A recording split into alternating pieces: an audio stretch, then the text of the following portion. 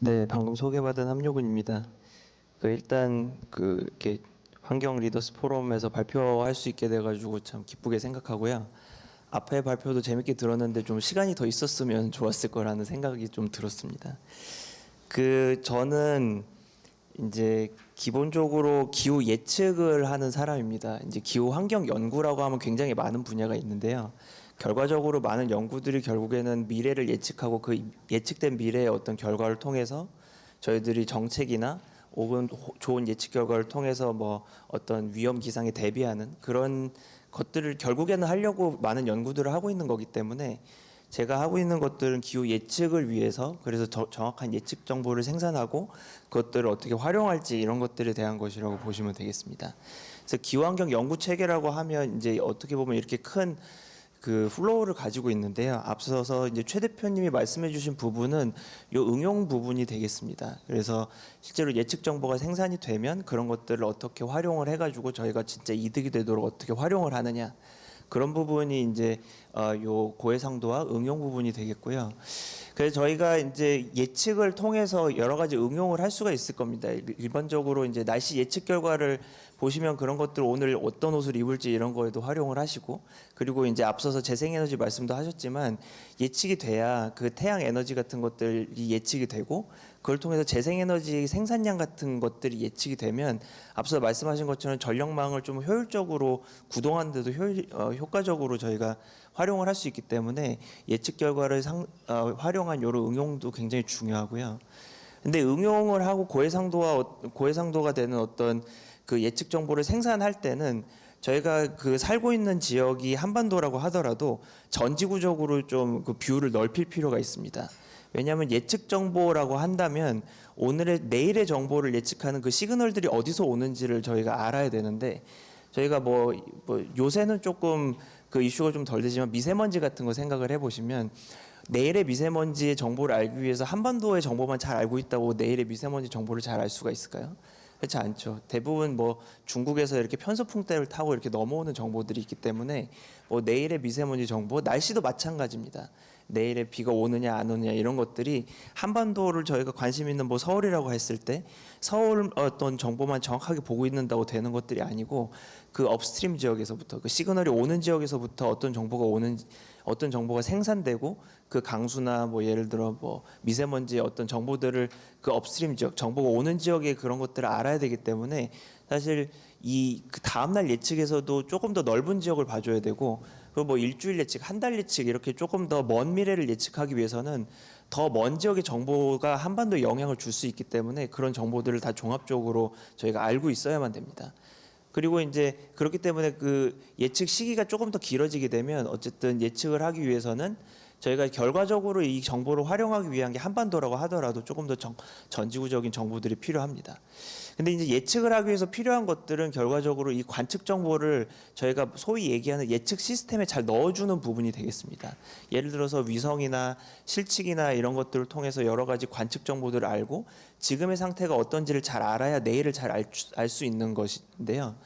오늘의 정보를 잘 알고 있다는 얘기는 이런 위성 정보를 통해서 저희가 그거를 오늘의 뭐 위성 관측 자료들, 뭐 레이더 관측 자료들, 여러 가지 관측 자료들을 그 예측 시스템에 잘 넣어주는 그런 과정이 필요합니다. 그래서 관측이 된 거를 이 예측 시스템에 잘 넣어주기 위해서는 격자화가 돼야 되는데, 그런 격자화되는 시스템, 그리고 그걸 통한 예측, 그리고 그 예측 결과가 생산되면 고해상도화해서 저희가 정말 정보를 필요하는 곳에 응용할 수 있는 그런 것들까지 이제 저희가 이제 통합적으로 연구를 하고 있습니다. 그래서 앞서서 이제 말씀드린 플로우들을 하나하나 조금 짧게 설명을 드릴 텐데요. 일단 관측 정보 자체는 뭐 굉장히 여러 가지로 관측을 합니다. 일단 최근에는 가장 넓은 커버리지를 넓은 지역을 커버하는 게 이제 위성 자료가 되겠고요. 근데 위성 자료는 어쨌든 위에서 밑을 사진 찍듯이 보는 거기 때문에 이 수직적인 정보에 약간 취약합니다. 그래서 그런 것들을 좀 알기 위해서 실제로 관측기가 다니면서 어떤 높이에 어떤 정보가 있는지를 좀 상세하게 관측하기도 하고요. 그리고 지표의 정보들은 위성으로 관측한다고 하더라도 이 해양 같은 경우에 해수면 밑에 어떤 정보들이 있는지 이런 것들은 잘 알기가 어렵습니다. 위성 가지고는. 그래서 관측선들이 실제로 가면서 이제 어떤 부위 같은 걸 떨어뜨리면서 바다 밑에 어떤 정보들이 있든지 이런 것들도 관측을 하고, 요 해양 부위도 비슷하고요. 그리고 뭐 가장 간단하게 일단 육지가 있는 지역에서는 저희가 이렇게 실측 자료를 또 이용해가지고 관측을 하게 됩니다. 근데 이제 관측을 아무리 열심히 하고 아무리 많은 관측 기기를 사용한다고 하더라도 전지구적인 정보를 다 커버하는 데는 문제가 있습니다. 여기가 이 위성 관측 결과인데요. 나사에서 지금 현업으로 활용하고 있는 그 나사 그 위성 관측 정보인데, 보시면 뭐 위성이 지나가는 그 길을 따라서 관측이 굉장히 고해상도로 되는 것을 아실 수가 있지만, 일단 위성이 지나가는 그 길과 길 사이에 이렇게 공백이 있는 것들을 알 수가 있고, 그리고 관측이 지나간다고 하더라도 구름이 있으면 관측이 잘 안 됩니다. 그래서 이렇게 관측이 지나가는 위성이 지나갔다고 하더라도 거기 이렇게 하얗게 되어 있는 부분은 이런 뭐 강수량 구름이 있던지 이렇게 해가지고 관측이 잘 안 된 부분이 있고요. 그래서 어쨌든 관측을 여러 개 하더라도 이제 관측이 제대로 되지 않는 그런 영역은 항상 존재하게 되고, 그렇다면 이제 전지구적인 정보를 저희가 알고 있는 관측 정보로부터 어떻게 다시 이렇게 재생산할 것이냐, 혹은 전지구 정보를 어떻게 만들어낼 것이냐, 이런 것들을 뭐 통상적으로 해오던 기법들이 있습니다. 근데 저희는 이거를 딥러닝 기법을 이용해서 하고 있고, 딥러닝 기법 중에 이미지를 채워넣는 기법들이 있습니다. 이런 식으로 어떤 소실된 이미지가 있을 때 그 이미지를 채워넣는 기법들이 있고, 이거를 통상 이미지 인페인팅 기법이라는 어떤 딥러닝 모델의 큰 어떤 연구 카테고리 중에 하나인데, 저희가 이거를 그 위성 이미지로부터 얻은 그 자료를 이렇게 어떤 소실된 이미지, 그리고 이렇게 그 모든 격자화가 돼가지고 이미지가 소실이 안 된 원본 이미지를 저희가 결과적으로 얻어야 되는 어떤 최종적인 아웃풋으로 생각을 해서 입력장과 출력장의 짝을 지어가지고 모델을 학습을 시킬 수가 있습니다. 그럼 결과적으로 이렇게 미싱이 많은 관측 결과에 기반해서 복원된 어떤 결과를 만들 수가 있고요. 저희가 이제 다양한 검증 자료를 이용해 가지고 이 복원된 결과의 성능이 어떤지를 평가를 해봤을 때, 다른 그 기존의 어떤 딥러닝 기법이 아닌, 그리고 현업 기관들에서 굉장히 많은 사람들이 달라붙어서 만드는 그런 시스템과 굉장히 비견될 만한 그런 성능을 가지고 있다는 걸 저희가 파악을 했습니다. 그리고 두 번째로 이제 기상 예측 분야인데요. 기상 예측은 어떻게 보면 오늘의 이미지에 기반해서 내일의 이미지를 생산하는 거라고 보실 수가 있습니다. 그래서 기본적으로 이렇게 생성형 모델을 많이 활용을 하게 되는데, 이거는 이제 생성형 모델이 발전되어 온 과정을 좀 보여주는 도식이 되겠습니다. 그래서 2022년 해리포터를 그리라고 이제 해리포터 얼굴을 생성해 보라고 했을 때, 그 2022년 버전에서부터 2020 이건 4년인데요. 4년의 버전까지 보면 뭐 처음은 사람 같아 보이지도 않고 무슨 추상화 그린 것 같지만, 뭐 이거는 작년이니까 사실은 지금보다 더 잘합니다. 이때보다도 잘하고, 지금은 이제 물론 이미지도 그렇지만 영상도 굉장히 현실적으로 만들어내기 때문에 이런 생성형 모델의 성능은 굉장히 비약적으로 향상됐다, 이렇게 말씀드릴 수가 있고, 그런 것들을 통해서 저희가 이런 기상 모델을 만들 수가 있습니다. 이건 예측 모델이고요. 왼쪽은 관측이고 오른쪽은 AI 기반의 기상 예측 모델의 결과입니다.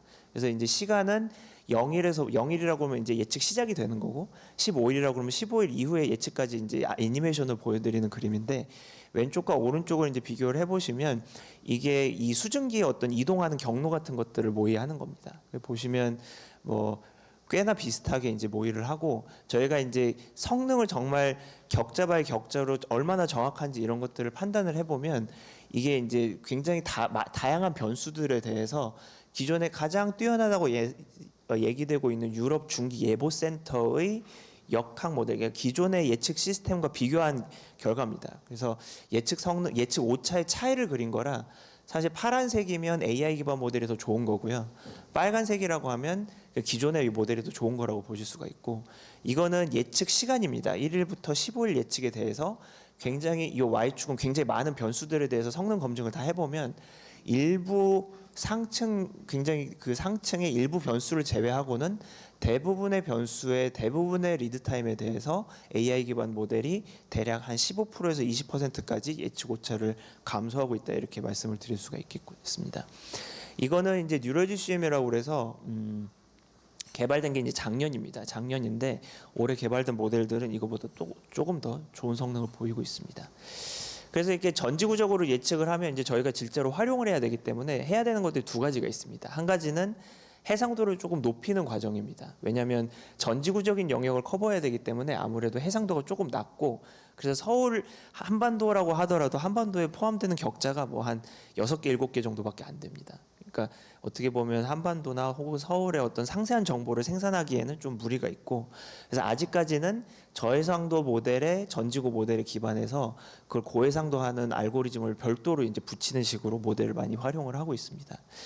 그래서 이제 요거는 태풍에 대해서 고해상도화 했을 때의 결과인데요. 왼쪽이 실제 위성 기반의 태풍과 관련된 그 수증기가 이동하는 모습을 보여드리는 그림이고, 이 오른쪽은 저해상도 결과고 가운데가 이제 그거를 고해상도 했을 때 결과입니다.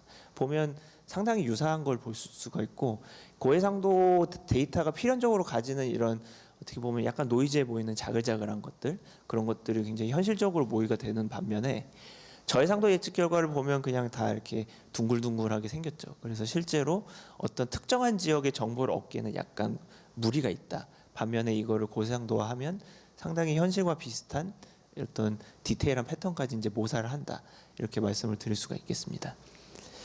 그리고 이제 뭐 이런 것들을 또 활용하는 것들 중에 하나가 사실은 재생에너지 예측입니다. 최근에 뭐 재생에너지 그 발전량도 굉장히 늘리려고 정부에서 많이 노력을 하고 있고, 그리고 태양에너지 같은 경우는 많이 보급이 돼가지고 이미 재생에너지의 생산량이 전체 에너지 생산량의 9%, 8% 정도 된다고 지금 알려져 있고요.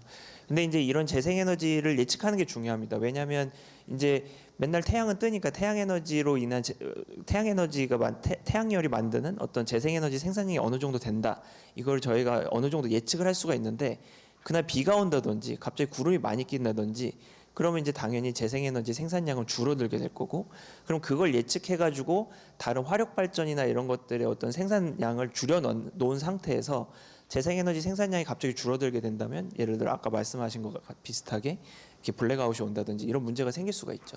그래서 이제 안정적으로 에너지를 구동을 한다, 혹은 에너지 어떤 체계를 만든다, 이런 것들이 있어서 재생에너지 예측이 굉장히 중요하고, 사실 재생에너지 예측은 저희 입장에서는 그렇게 어렵진 않습니다. 특히 이제 태양에너지 같은 경우는 구름양 예측하고 강수량 예측하고 태양에너지 양 예측하면 사실은 요 태양 재생에너지 예측 거의 결정이 되는 거기 때문에 저희 입장에서는 그렇게 어려운 부분은 아닙니다.